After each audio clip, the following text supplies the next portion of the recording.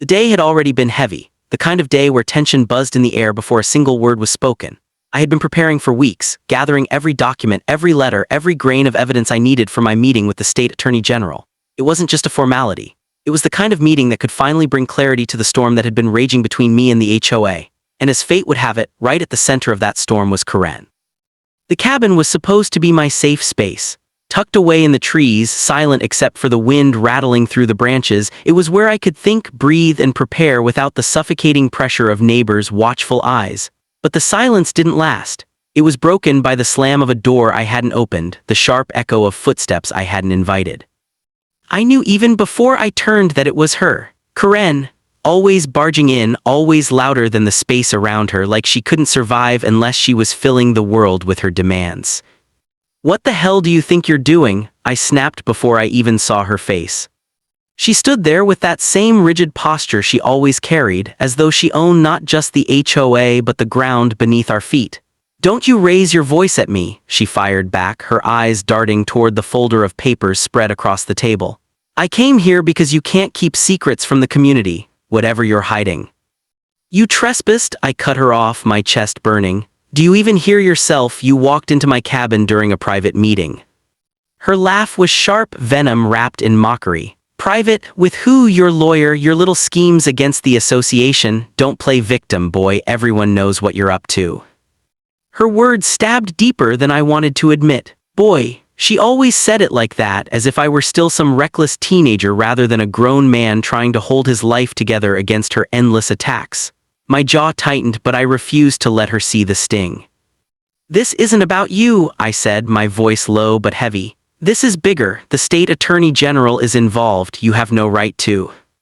The second those words left my mouth, her face twisted, and I saw it, the crack of panic, the flash of fear. She had barged in thinking she would find gossip, something to twist at the next board meeting. Instead, she had stumbled into something she couldn't control. "You're lying," she hissed, though her voice trembled just enough for me to notice. "You think you can scare me with big names? Do you really think the Attorney General cares about you?" I slammed my hand on the table, the papers rustling under the force. "Do you really think this is a game? You've harassed me, fined me, sent letters to try and break me down. But now the state cares, and you just trespassed in the middle of it. Do you realize what you've done?" Her lips curled into a sneer, but her eyes flickered with unease. "Don't twist this, don't you dare. The community has a right to know what's happening behind closed doors. You're the one who's dividing us, stirring conflict, dragging outsiders into what should be handled internally." I wanted to laugh, but the rage boiling inside me drowned out every other impulse. "Internally? You mean under your thumb? You've been abusing your power, Karen.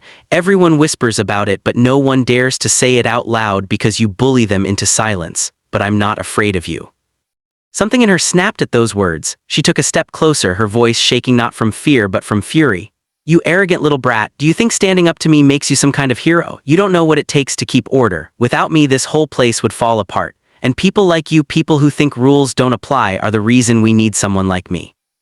I couldn't help it. I laughed, but it wasn't a laugh of humor. It was jagged, bitter, raw. "Order? You call your dictatorship order? You call terrorizing neighbors, fining them for the color of their curtains, threatening families over grass height order? That's not leadership, Karen, that's tyranny." Her face flushed crimson. "Watch your mouth." "No," I said firmly, the anger in me now a storm with no brakes. "For once in my life, I'm not watching my mouth. I'm saying everything everyone else is too afraid to. You've turned this neighborhood into your personal kingdom. But today you crossed a line. You broke into my cabin during a state-level meeting. Do you even understand how insane that is?" For a moment, the silence between us was heavier than the words we had thrown. My heart pounded so loud it drowned out the sound of the wind outside. I could see the Attorney General's assistant on the video call, their face frozen in disbelief on the laptop screen, watching the chaos unfold. Karen's eyes darted toward the screen, then back at me, and suddenly her voice dropped, quiet but venomous. "Do you really think this is going to end the way you want? You think you'll walk out of this as the hero? No, I'll make sure you regret ever challenging me. I'll make sure the whole community sees you for what you really are, a troublemaker, a liar, a boy who couldn't follow the rules." Her words dug in deep, but instead of breaking me, they ignited something even stronger. I stepped forward, closing the distance until the air between us was thick with hostility. And I'll make sure the state sees you for what you are: a trespasser, an abuser of power, a fraud hiding behind HOA rules to cover your own corruption. You think your threats scare me? They only prove I'm right. Her breath hitched, and for the first time I saw it, the cracks in her armor. The Karen everyone feared wasn't invincible. She was unraveling piece by piece because for once someone wasn't backing down. I turned to the laptop, forcing my voice steady. You see this? This is exactly what I've been telling you. She will break rules, trespass, do anything to maintain control, and I'm done living under it. But before the Attorney General's assistant could respond, Karen lunged forward, slamming the laptop shut with a force that rattled the table. Enough, she screamed. You will not make a fool of me. The echo of her voice filled the cabin, bouncing off the walls until it felt like the whole forest must have heard her rage. And in that moment, I realized the fight had only just begun. Her scream hung in the air like smoke after a fire, heavy and choking. I stood there, fists clenched at my sides, blood pounding so fiercely through my ears I could barely hear the wind outside anymore. The laptop sat closed between us, the one lifeline I had to the meeting that mattered more than anything else. And she had slammed it shut as if it were nothing, as if my fight, my proof, my chance at justice could be silenced with the weight of her palm. What gives you the right? I demanded. My voice low and shaking with restrained fury. What gives you the right to storm into my space, destroy my meeting, and think you can just walk away like nothing happened? Her lips curled into that familiar sneer, but her breathing was uneven. She was rattled, though she was fighting hard not to show it. I am the right, she snapped. I am the head of the HOA, I am the rules. Without me, this community collapses into chaos. Don't you dare lecture me on rights when you've been challenging everything that keeps this place together. I laughed bitterly, the sound harsh and hollow. Do you even hear yourself? You're not the law, Karen, you're not the state. You're a woman who got handed a clipboard and a little bit of power and it's poisoned you. You think running a homeowners association makes you some kind of queen? You've turned it into your personal empire and I'm sick of living under it. Her eyes blazed. You think you're some martyr, some freedom fighter? You're nothing but a boy with a grudge. You hate rules because they apply to you. Every fine, every warning, you earned it. Don't blame me because you couldn't follow simple guidelines. Something snapped in me then. Guidelines? I spat. You fined me for the color of my curtains. You harassed me over the way I parked my car. You sent letters when my grass was 1 inch taller than you wanted it. That isn't order, it's obsession. You're obsessed with control, and now you've broken into my cabin to prove it. The silence that followed was electric, heavy with everything we both wanted to scream but hadn't yet found the words for. I could see her hands trembling slightly, gripping the back of a chair as if to steady herself. She wasn't used to being challenged like this, not head-on, not without someone backing down. Finally, she leaned forward, her voice sharp and cutting. You think you can turn people against me? You think dragging the Attorney General into this will end me? No, I'll end you first. I'll drag your name through every corner of this community until no one listens to you again. They'll see you for what you are, a liar, a manipulator, a troublemaker who can't accept authority. Her words dug deep, but I forced myself to stand taller to meet her gaze without flinching. You've already tried that. You've whispered in meetings, spread rumors, twisted the truth to make me the villain. But here's the difference: rumors don't stand against evidence, and I have evidence. Every letter, every fine, every overstep. And now this, your trespass, your interference in a state meeting. Do you really think you'll walk away from this clean? She opened her mouth to respond, but no words came out. For a split second, I saw the truth flicker across her face, the realization that maybe, just maybe, she had gone too far. And then, as if to drown her own doubt, she raised her voice again. No one will believe you, they never do. You're just one voice and I am the community.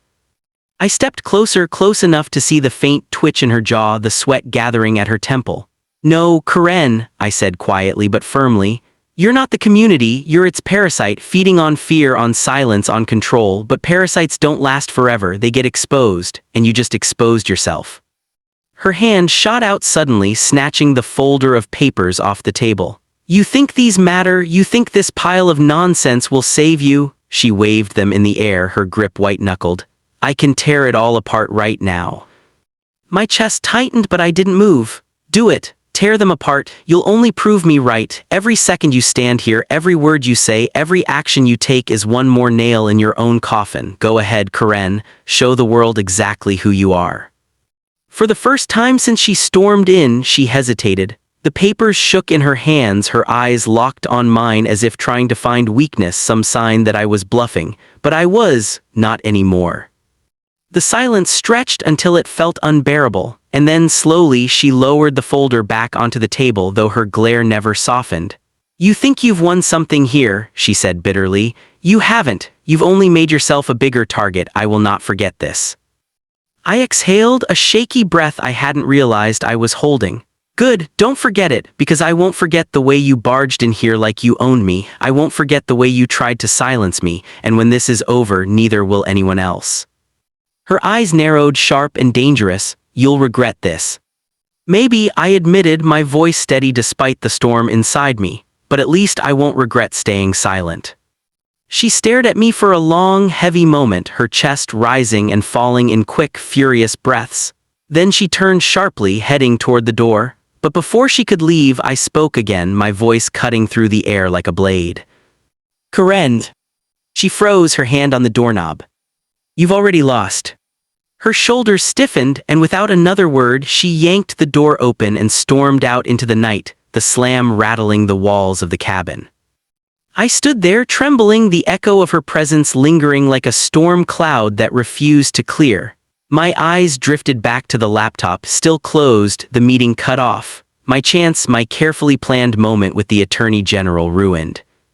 But even in the wreckage, a strange sense of clarity settled over me. She had exposed herself tonight in front of a witness who mattered.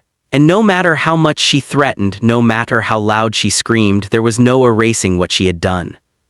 The fight wasn't over, not by a long shot, but for the first time I felt something stronger than fear. I felt hope. That night I barely slept. Every creak of the cabin made me flinch, every shadow outside the window made me think she was still there, lurking, waiting. My anger simmered, but underneath it was something colder, something I didn't want to admit, fear. The next morning it came, not Karen herself but her reach. Flyers slipped under doors, emails blasted to every homeowner, her voice woven through every line. "He's betraying us. He's selling our community to the state. He's dangerous." She was fast, faster than I expected, and when I walked out of the cabin, the stares of my neighbors told me her poison was already spreading. "Is it true?" one of them asked, voice tight with suspicion. "Are you really dragging the government into this?" I wanted to scream, to tell them everything, to lay bare every document, every piece of evidence, but the words caught in my throat because I saw it in their eyes. They weren't ready to believe me, not yet. Karen's shadow was too long, her grip too tight. Days passed in a blur of whispers and cold shoulders. The meeting with the Attorney General was rescheduled, but every moment felt like a countdown to another explosion. Karen didn't confront me directly. Not yet. Instead, she circled, her presence everywhere, at the mailbox, on the street, in the sideways glances of neighbors who used to smile but now crossed the road to avoid me. And then it happened. The board called an emergency meeting, not the state, not the Attorney General, Karen's board, and of course, I was the subject. The room was packed, voices buzzing like hornets, tension thick enough to choke on. I walked in with my folder of evidence, heart pounding but steps steady. And there she was at the front, standing tall, her expression sharp and triumphant. She looked like a queen awaiting her coronation, certain of her victory. "Neighbors," she began, her voice smooth as silk, dripping with false concern, "we are gathered tonight because one of our own has chosen to betray the trust of this community. Instead of working with us, he has sought to involve the government, to drag outsiders into our private affairs. This is unacceptable. This is dangerous." Murmurs rippled through the crowd, some nodded, some frowned, and some looked at me with doubt, confusion, even pity. I stood, my throat dry but my resolve unshaken. "Dangerous? What's dangerous is what she's done. You all saw the letters. You've lived under her fines, her threats, her impossible rules. And last week she trespassed into my cabin during an official meeting with the state Attorney General. She shut down the call. She tried to destroy my evidence. That's not leadership, that's abuse." Her eyes narrowed, but she didn't flinch. Instead, she laughed, soft and cutting. "You expect them to believe that? You expect this community to take your word over mine? Where's your proof?" I opened the folder, pulling out the signed statements, the screenshots, the log from the Attorney General's office confirming the interruption. My hands shook as I held them high. "Here, this is the proof, not just my word, documents, records, witnesses. She can spin her lies, but she can't erase the truth." The room erupted, shouts, gasps, voices clashing in a storm of disbelief and anger. Karen tried to shout over them, tried to claw back control, but the tide was shifting. The more she yelled, the more desperate she looked. And for the first time, I saw cracks spreading through her mask. "Enough!" I roared, slamming the folder onto the table so hard the sound silenced the room. My chest heaved, my voice raw with fury and truth. "We are not her prisoners, we are not her subjects. We are a community and we deserve better than living in fear of one woman's obsession with control. You know it, you've all felt it, and now it's time to end it." The silence that followed was deafening. Every eye in the room flicked between me and her, the tension like a wire stretched to the point of snapping. And then slowly one voice rose, "He's right." Another followed, and another, until the murmurs became a wave, neighbors turning against the woman who had ruled them with iron fists disguised as rules. Karen's face twisted, her hands shaking as she pounded the table. "Traitors," she screamed, "all of you, you'll regret this, you'll regret siding with him." But the power had slipped. I saw it clear as day. The more she raged, the smaller she seemed, her authority crumbling under the weight of her own fury. In that moment, I felt something shift inside me. The fear that had gripped me for so long dissolved, burned away by the fire of their voices rising with mine. The board voted that night a motion of no confidence, removal, the queen dethroned. Karen stormed out, her threats echoing behind her, but they rang hollow now. The spell was broken.